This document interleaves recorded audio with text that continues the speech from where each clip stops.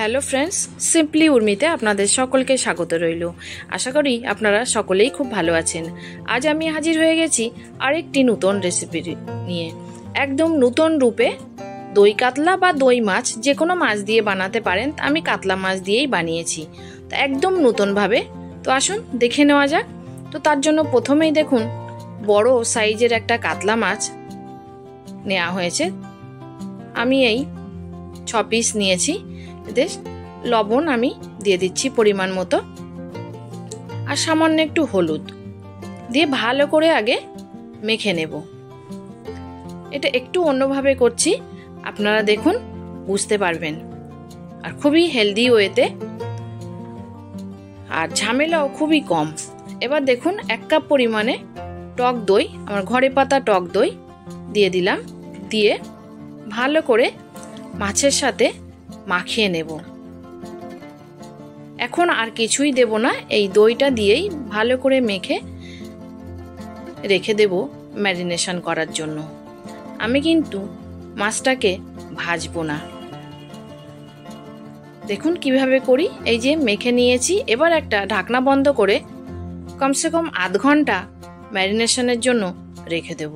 ততক্ষণে আমি কিছু মশলা বানিয়ে ফেলি। দেখুন বড় পেঁয়াজ 4 টুকরো করে নিয়েছি। 2টো পেঁয়াজ আমি ব্যবহার করছি, আর তার সাথে 6 থেকে 7টা কাঁচা লঙ্কা, একটু ছোট সাইজের, ওই জন্য অতটা দিলাম। দিয়ে একটা স্মুথ পেস্ট বানিয়ে নিলাম। তারপরে আরেকটা পেস্ট আমার লাগবে।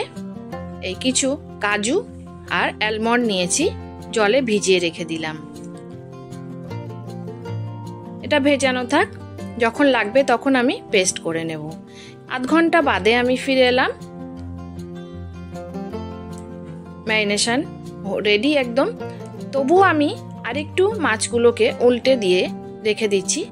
যতক্ষণ মশলা কষাবো ততক্ষণ আরেকটু ম্যারিনেট হোক। এবার একটা কড়াই বসিয়ে দেব। কড়াই গরম হয়ে গেলেই দিয়ে দিচ্ছি আমি সর্ষের তেল। খুব বেশি তেল আমি এতে ব্যবহার করব না। 4 থেকে 5 চামচ পরিমাণে সর্ষের তেল দিয়েছি। আর দিয়ে দেব 2 চামচ পরিমাণে, ছোট চামচের কথা বলছি আমি, ঘি দিয়ে দিলাম। আপনারা চাইলে পুরো ঘিও বানাতে পারেন।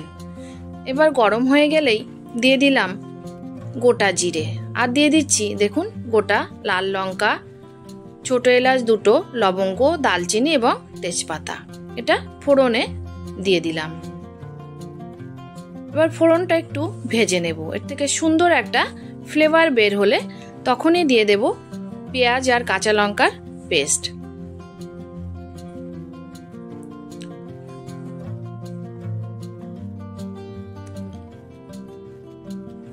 এখন আমি গ্যাসটাকে মিডিয়াম ফ্লেমে রেখেছি।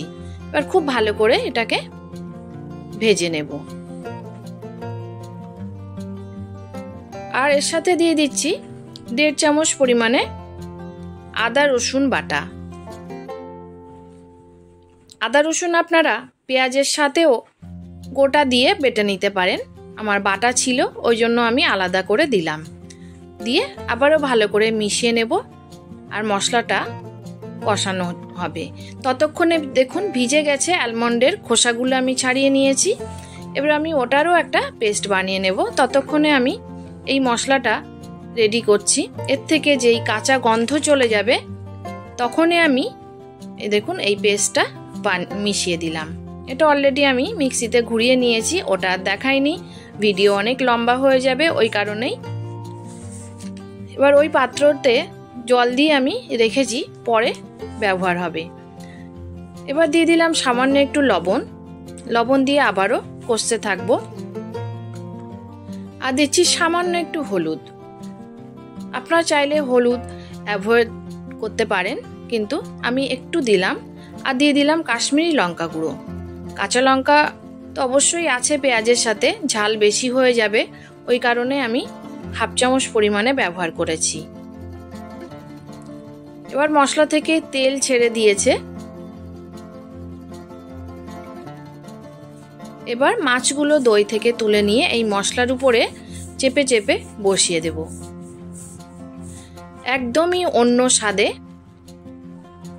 অবশ্যই একবার এইভাবে বানিয়ে দেখুন, আশা করি নিরাশ হবেন না। আর খুবই হালকাও হবে, রিচও হবে না, খেয়ে কোনো অসুবিধাও হবে না। দেখুন এরপরে এক পিঠ হয়ে গেলে মাছগুলো আমি আলতো হাতে উল্টে দেব। এটা একটু হালকা হাতেই করতে হবে। আর গ্যাসটাকে আমি এখন হাই ফ্লেমে রেখেছি। সবগুলো উল্টে দেওয়া হয়ে গেছে।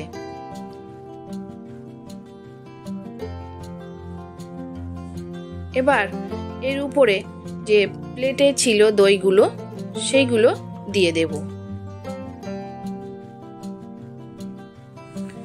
দই যদি খুব টক হয়ে থাকে তখন কিন্তু এতটা দই ব্যবহার করবেন না। আমার একদম ফ্রেশ দই, ওই জন্য পুরোটা দিলাম। আর ওই যে মিক্সির পাত্রটা কাজু বাটার পরে যেটা লেগেছিল ওটা ধুয়ে এর সাথেই দিয়ে দিলাম। আর আমি এতে জল ব্যবহার করব না। এবার ভালো করে মিশিয়ে নেব।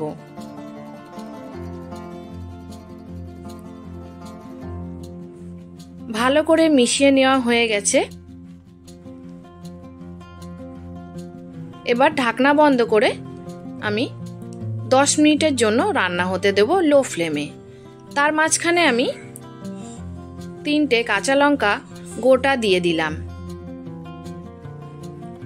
দিয়ে এবার 10 মিনিট হয়ে গেছে, আমি খুলে নিয়েছি। নিয়ে আবার মাছগুলো আলতো হাতে উল্টে দিচ্ছি।